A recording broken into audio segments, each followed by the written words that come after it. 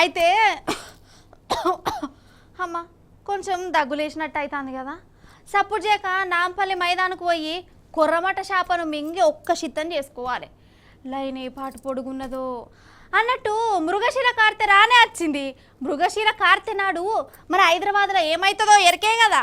శాపమంతు ప్రసాదం పంచుతారోళ్ళ పారి మనం కూడా నాంపల్లి మైదానికి పోయి శాప ప్రసాదం ఎట్లెట్లా పంచుతారు ఏంది కథ గవ నడుచుకోరద్దాం. దగ్గు దమ్ము ఉబ్బసం బీమారు ఉన్నోళ్ళకు మన హైదరాబాద్లో శాప మందు పంచుతారు. ఇగో ఈ తాప కూడా బొచ్చడు మంది వచ్చిరోళ్ళ.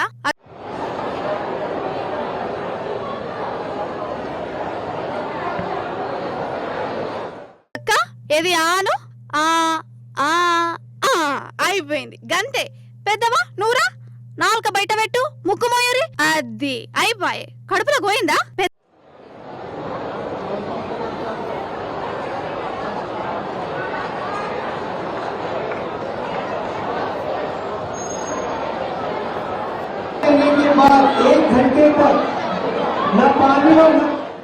పెద్దన్న ఏంది వెనకెనక పోతున్నావు? ఏం కాదురా. అది ఇగో ఇడ పిల్లగాండ్లున్నారు ఆన్రా తమ్మి. ఏం కాదు కడుపులోకి పోయింది. ఇక నీ దగ్గు కూడా పోయినట్టే. ఇగో ఈ పిల్లగాడు ఎందుకు ఏడుస్తుండు? ఎందుకు ఏడుస్తున్నావు రా తమ్మి?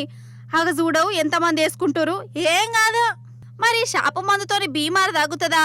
నిజంగానే ఆస్తమా పోతుందా? దగ్గు రాకుండా అవుతుందా అంటే తగ్గుతుంది నమ్మకం మాకున్నదని అంటారు. ఇగో వీళ్ళని అడిగినట్టు చేద్దాం మనం. చాలా మంది పబ్లిక్ పోయిన సంవత్సరం కంటే ఈ సంవత్సరం ఇంకా ఎక్కువ మంది వచ్చారు.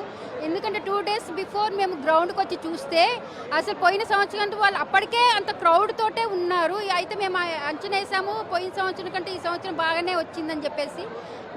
దాన్ని చూసి మేము ఇంట్లో కూడా ప్రసాదం అనేది ఎక్కువ ప్రసాదం ఇంకా చేసామన్నమాట. ఈసారి 6 లక్షల 7 లక్షల దాకా ప్రసాదం అనేది చేసామన్నమాట. పబ్లిక్ నుంచి మంచి రెస్పాన్స్ వస్తుంది. ఇది 180 సంవత్సరాల నుంచి అండి. ఇది మా 4th జనరేషన్, ఇది 5th జనరేషన్. ఇది మా తాత నాలుగో తరం మాది. అయితే ఏదో ముని మాకు ఎప్పటి నుంచో మా తాతను చూస్తుండే, ఆయన ఎప్పుడైనా సేవ చేస్తుండే పబ్లిక్ది. వాళ్ళకు బెల్లం మందిస్తుంది వాళ్ళకు విషయాలకు బెల్లంలో మందిస్తున్నాం. అగనట మొత్తానికి మన హైదరాబాద్ లో ఈ శాప మందుకు మస్తు పేరున్నదల్ల. మన రాష్ట్రం నుంచే కాదు బయటి రాష్ట్రాల నుంచి కూడా బొచ్చడి మంది వస్తారు, లైన్లు కడతారు, శాపను మింగి సాంబరంగా పోతారు.